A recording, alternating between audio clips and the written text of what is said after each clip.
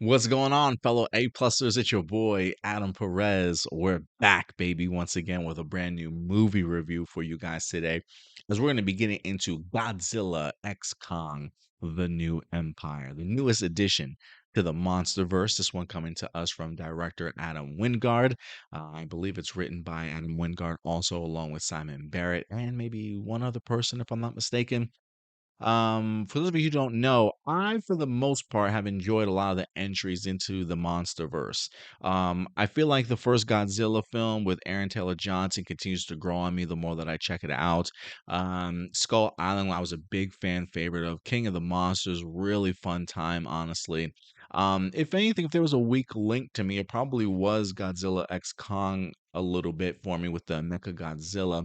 I almost want to go back and rewatch that film. I had only seen it once in theaters and I never really revisited it.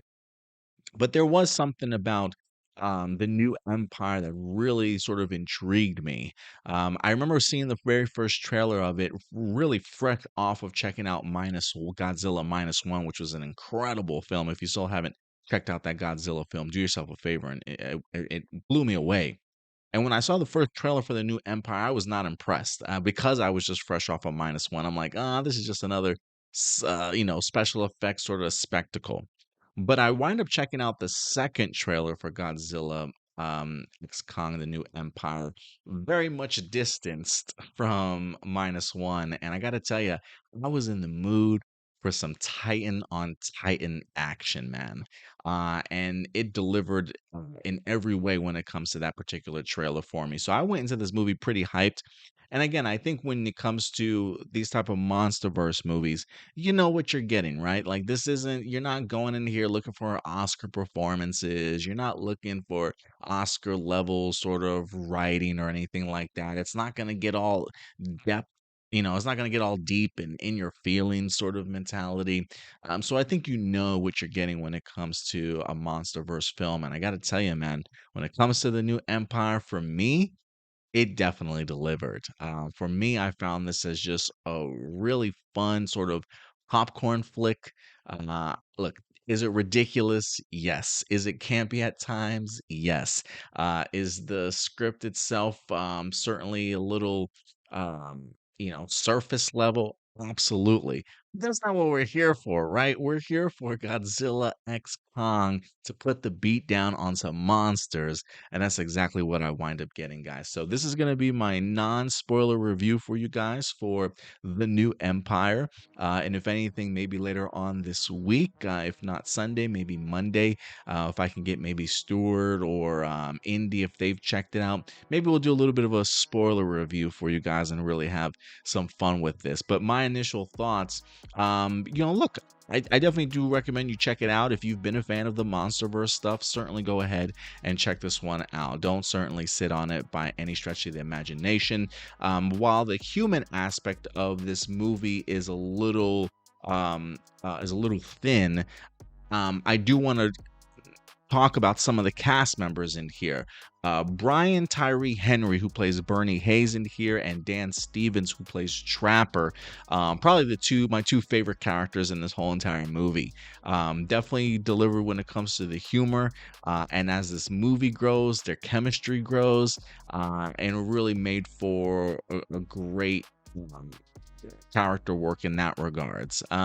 Rebecca Hall is Dr. Eileen Andrews is certainly back. Kaylee Hoddle, who plays her daughter in here. There is a little bit of a mother-daughter sort of relationship story in here. Again, I really wasn't too. I don't want to say I wasn't too fond of it, but I didn't really care for it as much as they certainly probably wanted me to. But if anybody certainly carried this film, it's definitely Brian Henry and Dan Stevens as Trapper and Bernie. So for the human aspect of it, they definitely delivered when it comes to just the humor side of things and helping push sort of the story forward. I do think that this movie does another really good job too, at least when it comes to getting you set up for this movie. And what I mean by that, and we've kind of seen this before in the previous Monsterverse stuff, is as we're going through sort of the opening credits, it's not just opening credits, right? It's usually newspaper clippings or news reports or interviews sort of thing to kind of get you caught up to speed in regards to what's going on in this world, or at least what's happened since the last time that we've seen this particular world. And so it does a really good job of certainly catching you up to speed in that regard. So I didn't feel like I was too lost. There's a part of me that kind of wished that I had gone back and checked out the previous film before this one, just to kind of get a refresher course, because it has been so long since I've seen it. I was a little bit like, oh, that's right, we have seen some of these characters before in the previous one also. So but I think the intro itself certainly does a really good job of that. If anything, I will say this before I even get into the monster stuff.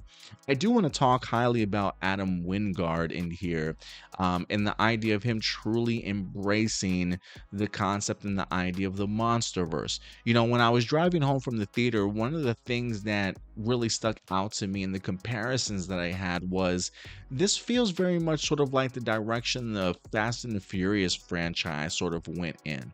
This movie is very sort of far far and away since we had our original Godzilla movie with Aaron Taylor Johnson and Elizabeth Olsen and Bryan Cranston.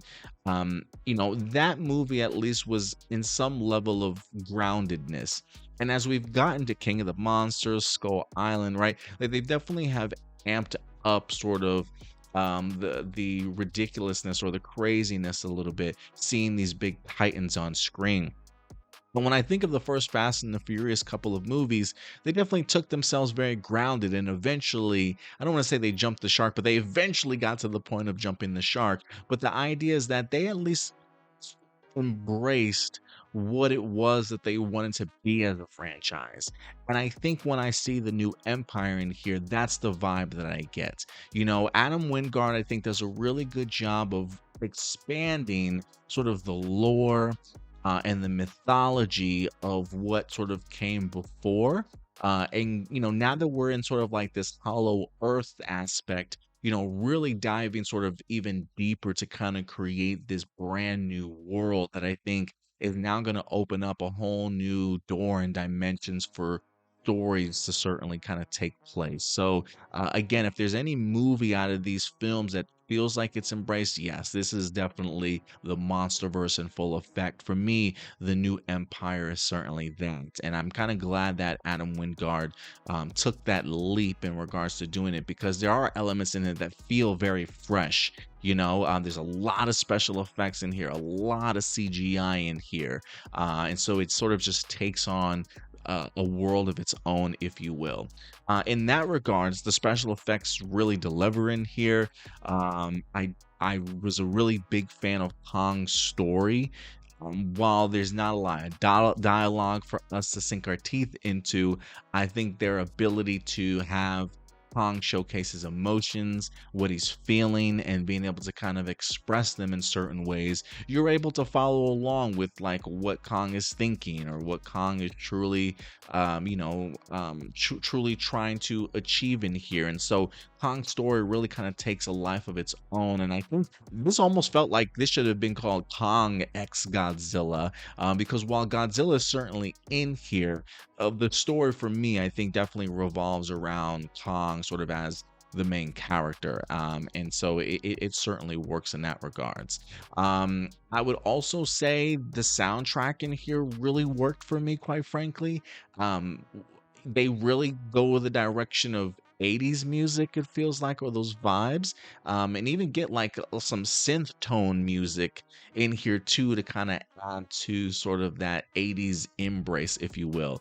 And I think that, mixed with just the idea of hollow earth and exploring new areas of it, and how colorful things can kind of be, along with the humor, it really all kind of just connected with me for just a good popcorn flick. I'm pretty sure I finished my whole entire popcorn bucket. I'm just sitting there the whole time, like just chowing down, sort of thing.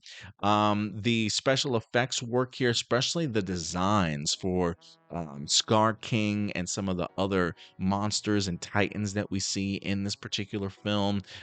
Scar King was hella impressive to me, and as a villain, he definitely held his own for sure. And just the end battle sequence, and they had a couple of battle sequences in this movie, but all of them were just astounding to kind of watch on the big screen. I saw this movie in Dolby Cinema, and so I felt like I was right in the action. Incredible sound, incredible visuals.